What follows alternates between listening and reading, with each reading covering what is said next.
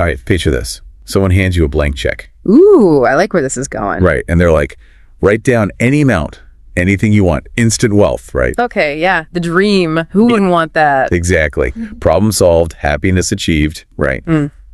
Butte, what if I told you there's research that shows happiness doesn't actually keep going up after you hit a certain income? Wait, really? So like more money doesn't equal more happiness? Not necessarily, no. It kind of plateaus. That's what we're going to unpack today. On all ears. Yeah, this whole relationship between wealth, power, and happiness. We're going deep on this article.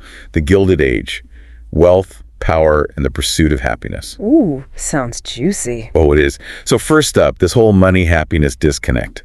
The article talks about studies that show after about $75,000 to $100,000 a year, happiness doesn't really go up much more. Interesting. Why do you think that is? Well, it's like, you know when you finally buy that designer bag you've been wanting forever? Oh, yeah. You're super excited for like a minute, and then it's just another thing, right? Right. It's like the thrill is gone so quickly. Exactly. The article calls it the hedonic treadmill. We get more, but then we just want more. It's like you're always chasing something, never quite satisfied. And while we're on that treadmill, we might miss the stuff that actually makes us happy long term. Totally, like those close relationships or meaningful experiences, right? Yes. And speaking of stuff we might miss, this article goes into, it's kind of a dark side of power. Ooh, okay, tell me more. So it basically says that power can actually like change your brain, make you less empathetic. Whoa, really? That's a bit unsettling, isn't it? Right. I mean, think about all the leaders out there. Yeah, makes you wonder. Big time. And there's actually research from UC Berkeley that shows this.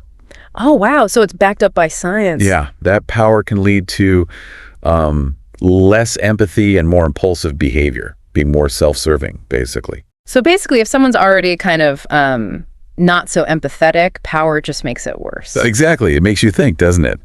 Like how many people in charge have lost touch with the people they're supposed to be, you know, serving? It's a really important question, and it kind of highlights how crucial it is to like have checks and balances on those in power, you know? Totally. So if money and power aren't the keys to happiness we think they are, what is? Right. That's the million-dollar question. Well, this article brings up some fascinating research on this too. Okay, lay it on me. I'm all ears. All right. So there's this Harvard study that's been going on for like 80 years. Wow, 80 years. That's a seriously long-term study. It's called the Harvard Study of Adult Development. And the biggest thing they found, close relationships are the thing for happiness. You know, that makes sense, but it's so reassuring to have actual evidence to back it up. Right. And it goes even further. Strong social connections are linked to, like better physical health, mental health, even how long you live. So basically, spending quality time with loved ones is like a magic potion. Pretty much. And here's another interesting thing they found. Spending money on experiences, travel, learning new stuff brings more lasting happiness than buying things. That totally makes sense. Like you probably remember that epic trip you took with your friends more than like a gadget you bought. Right. The memories stick with you in a way that just stuff doesn't. It's like those experiences become part of who you are, you know? They shape your story. And speaking of shaping stories, the article also talks about how women and men often see wealth and success differently. Oh, that's interesting. Tell me more about that. So studies suggest women tend to see financial success as like a way to care for others, you know? Create stability for their families. Exactly. While men usually connect it more with individual achievement and like status. So for women, it's often not just about themselves. It's about like a deeper sense of responsibility. Totally. They want to provide for their loved ones, make sure everyone's safe and secure. That makes a lot of sense, but it also sounds like it can add a lot of pressure. Oh, absolutely. It's like this extra layer of emotional weight, right? For sure. I mean, they're not just worried about their own well-being, but everyone else's too. It's a lot to carry, you know? And it makes you think about all the societal expectations that contribute to this. Totally. And speaking of societal expectations, we can't forget about like the influence of pop culture and social media. Ugh, yes. We're bombarded with images of wealth and like perfect lifestyles everywhere we look. It's that Kardashian effect, right? That pressure to have it all look perfect, be super successful. Exactly. And it's exhausting, honestly. And it can really mess with our self-esteem, you know? Like studies show a direct link between social media use, especially image-focused platforms like Instagram, and feeling envious, dissatisfied, even depressed. Especially for women, right? It's like this constant comparison game we can't win because what we see online is usually just a super filtered version of reality. Right. comparing our everyday lives to everyone else's highlight reel. And it's not just the influencers themselves, it's also all the ads for luxury goods and aspirational lifestyles. It's like we're constantly being told that happiness comes from having the newest phone, the most expensive clothes, the biggest house. And the more we buy into that, the further away true happiness seems to get. Totally a vicious cycle. So how do we fight back against all this pressure? Well, one thing we can do is take breaks from social media, like actual digital detoxes. Yeah, unfollow those accounts that make you feel bad and fill your feed with stuff that inspires you or just makes you laugh. Be intentional about what you're consuming online, Create a digital space that feels good, not toxic. I love that. Choose positivity over comparison and negativity. Exactly. And remember, social media is just a tool. It's up to us to decide how we want to use it. So true. Okay, so we're being mindful of our social media intake. But then there's this whole hustle culture thing that's everywhere now. Ugh, yes, the pressure to always be on, working all the time, sacrificing everything for success. Right. But is it actually making us more productive? Or are we just burning out? I think a lot of people are starting to question that. And there's actually research showing that productivity drops off big time after working over 50 hours a week. Whoa, so all that extra time might actually be hurting us. Exactly. It's about working smarter, not harder, Quality over quantity. Yes. Schedule downtime just like you schedule meetings. Rest and recharge aren't selfish, they're crucial. I'm all about that self-care life. Yeah. But what about those of us who come from a background of financial insecurity? That's such an important point. The article talks about something called scarcity mindset. Yeah. What exactly is that? It's basically this deep fear of not having enough, of lack, often because of financial struggles in the past. And that can stick with you, even if your situation is better now. Totally. You might find yourself hoarding money, making impulsive decisions, or constantly worrying about losing it all, even if you're financially stable. Wow, so it's like your past is still affecting you, even when it shouldn't. It's like a survival instinct gone haywire in the modern world. Our brains are wired to protect us from danger. And for a lot of people, financial insecurity triggers that fear response. So even though you might be okay now, you're still operating from that place of fear. Exactly, which can prevent you from taking risks, going after your dreams, or even just enjoying what you have. That sounds so limiting. How do you break free from that scarcity mindset? Well, the first step is awareness. Recognize that it's influencing your choices.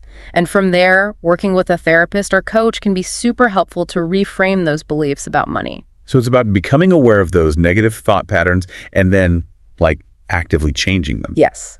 Shifting from a mindset of scarcity to a mindset of abundance. Okay, so awareness is key. I also love that this article talks about gratitude as a way to, combat that scarcity and boost happiness. Gratitude is a game changer, and it's something anyone can do no matter how much money they have. It's about focusing on what you have, not what you lack, right? Exactly.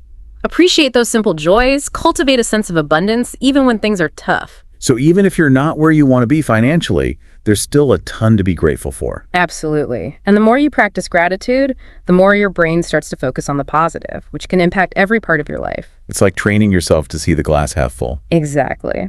And speaking of feeling good, have you ever noticed how amazing it feels to give to others? Oh, totally.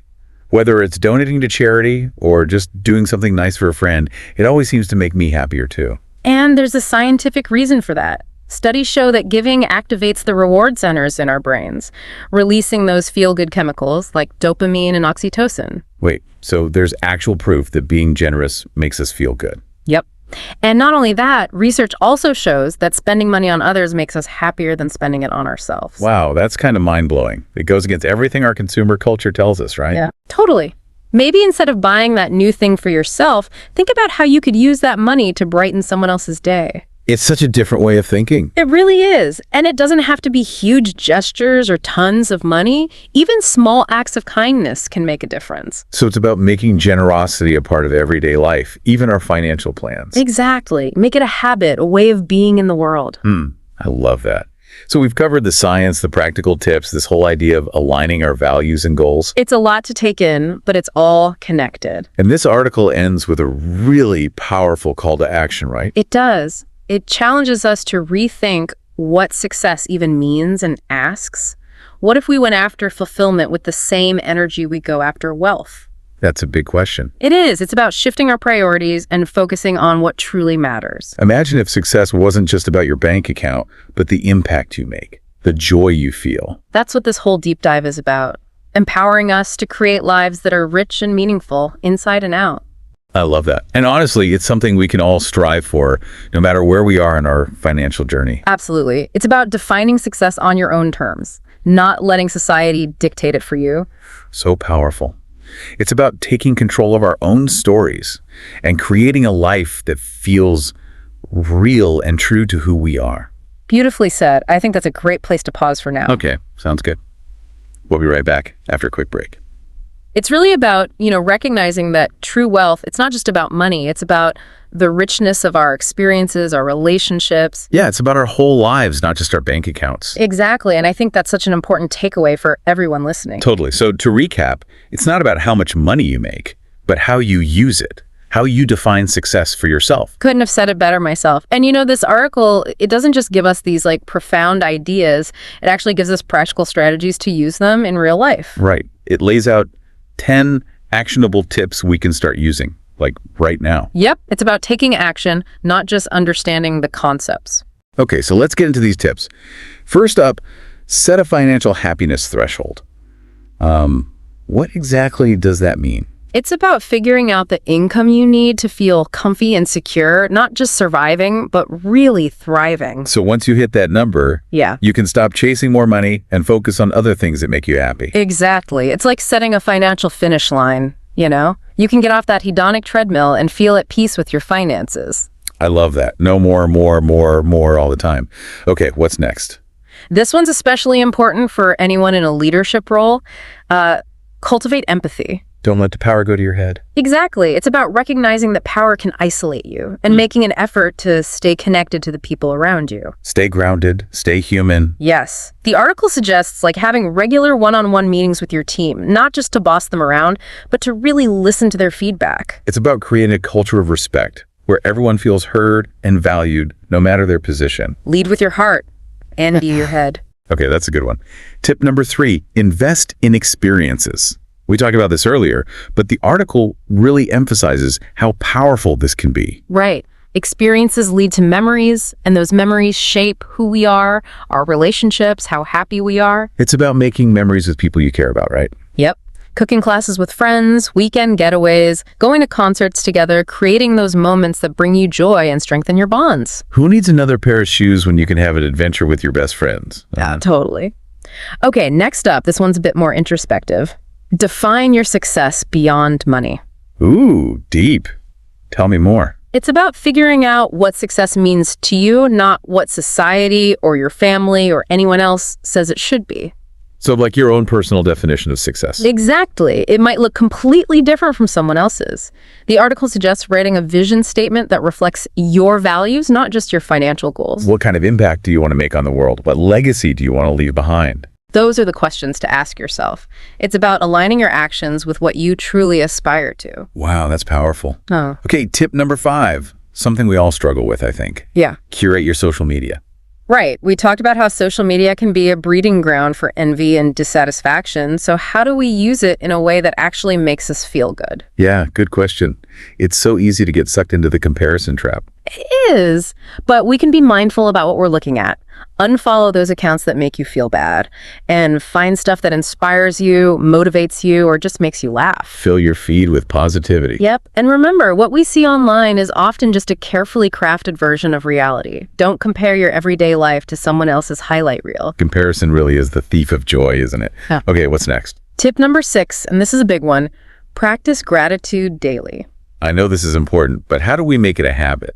Well, gratitude is the best antidote to that scarcity mindset and a key ingredient for happiness. It's something we can do every day, no matter what. So how do we do it? Keep a gratitude journal, write thank you notes, or just take a few minutes each morning to think about what you're grateful for. Make it a regular practice. Yep. Train your brain to focus on the good stuff, even when things are hard. I'm definitely going to try that. Okay, what's next? Tip number 7, and this one's for all the overachievers out there. Schedule downtime. Ooh, that one hits close to home. I always feel like I need to be productive. That's exactly what this tip is all about. Rest and recharge are just as important as working and hustling. It's true, but it's hard to remember sometimes. Put it in your calendar, just like a meeting. Read a book, take a bath, go for a walk, whatever helps you unwind and disconnect. Self-care is essential, not selfish. Okay, tip number 8. This one's interesting.